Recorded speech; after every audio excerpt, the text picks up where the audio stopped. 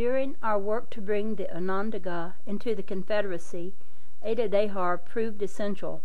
Without him, it is doubtful the stubborn people of the hills would have ever become the fourth nation to give their commitment to the Great Peace. Apparently, Adadahar's central position throughout our negotiations, and the high regard in which Hiawatha and myself evidently held him, elevated him as well in the eyes of his own people. We were not surprised to hear some months later that he had been elected chief of the Onondaga. Eventually he was elevated to a prominent position on the Supreme Council of the League of Iroquois Nations itself. This position is filled with honor and distinction throughout the This position he filled with honor and distinction throughout the remainder of his days. Though he was never noted for his eloquence, Adadahar's sincerity and genuineness of heart were unsurpassed. He possessed a keen and discerning insight into the motivations of men. More than once his perception saved the Confederacy from dangers others had not seen. Next chapter. Tree of Peace. Dogs. The vision that first came to me one starlit evening some 5 winters ago was now rapidly becoming reality. During the past year, the Seneca had become the 5th nation to agree to the peace. A gathering of the principal representatives of the Iroquois tribes had now been called for, formally, to establish their league.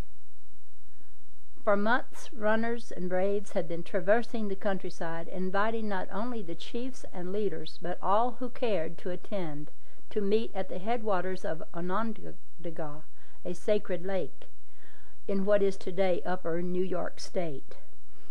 They were told to gather around the largest tree that could be found 4 days before the full moon. When the geese fly south, virtually every inhabitant of the 5 nations who was fit to travel set out that fall for the appointed location. For weeks they had been coming, gathering, camping in anticipation of this historic and long-awaited occasion. By the time Hiawatha and I arrived, there was no question as to the largest tree. It stood prominently in the center of a huge natural basin at the edge of the lake. The surrounding area, as far as the eye could see, was filled with the encampments of the 5 nations. The basin itself, however, had been kept clear, for it and the open area around the base of the majestic pine had been designated as the site of the first Supreme Council of the new Iroquois Confederacy. It was on a windy and sunny morning that Hiawatha and I arrived. In silence the others gathered to greet us. With no word spoken, the chiefs and principal warriors of the Seneca, Cayuga, Onondaga, Oneida, and Mohawk nations joined us in forming a circle around the base of the magnificent tree. Surrounding our circle were thousands of men, women, and children.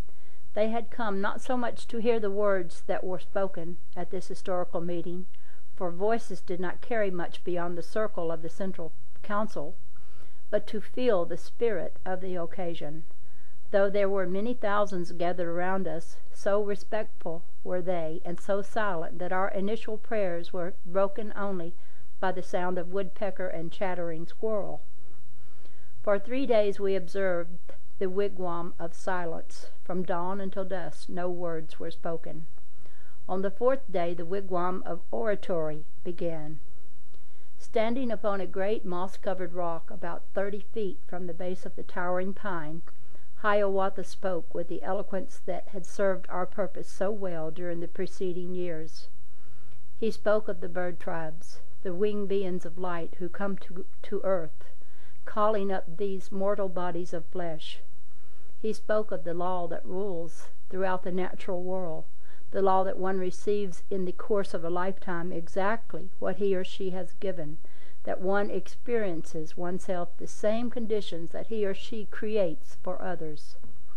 Hiawatha spoke of the great peace that the whole of the Americas had experienced for hundreds of generations when this simple law was honored, respected, and understood. All present could not hear his voice, but the leaders in the central circle followed closely every word that he offered, for by this time Hiawatha was regarded as the finest orator that perhaps had ever walked the Americas. Many of the chiefs were not only listening to what he said, but studying his manner, that they might bring something of his spirit to their own people as they in turn spoke of these truths in the years that would follow this momentous event. Hiawatha spoke of a great lie that had become deeply rooted in the hearts and in the consciousness of all the world's people. A great lie, he called it, that had stolen the happiness and disrupted the harmony of the nations here gathered. Recognizing the opportunity for a symbolic teaching that could be witnessed by all present, Hiawatha referred to this great lie, as I had once before, the tree of war, he called it, and throughout the multitude that surrounded us the words were quickly whispered from one to another. The tree of war, Hiawatha repeated, has been so firmly rooted in the habits of our most recent generation at this time as this pine tree is rooted in the earth. It may seem that a tree as large as this is too well established, too firmly implanted to ever be removed, and yet, he said, this giant of the forest can be toppled by something as simple as this. Here Hiawatha held up a single hand, and though every word was not conveyed to the multitude, the gist of Hiawatha's meaning was soon grasped by those present. He paused until it was understood, and then he continued.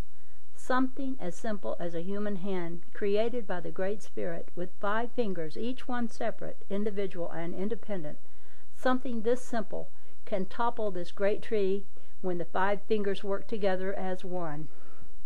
When our 5 separate nations are working together, we have great power. Let our 5 nations become the 5-fingered hand of the Great Spirit. Let us eradicate the tree of war, the habits of warfare, the ways of violence, not only from our nation, but from the nations we will influence in the generations to come. Human hands serving the purpose of the Great Spirit, given again to the purposes of peace, can uproot even this greatest of all trees in the forest. We paused then, and I spoke quietly to the spirit of the tree, asking its understanding. Would it be willing, I asked, to release this particular tree form and inspire another instead? Would it open itself to a death as glorious and meaningful as its life had been? Your life has been a good, long, healthy one, I said. You have served the forest well, but the 2-footed dwellers of this land need a teaching that only you can provide. They need this teaching that they too might serve the forest and its creatures as you have served. For the sacred cause of peace between the human nations, will you be willing, O Grandfather Pine, to open yourself to a death that will inspire all human races for generations to come, to be remembered in song and legend as long as there are people in this world?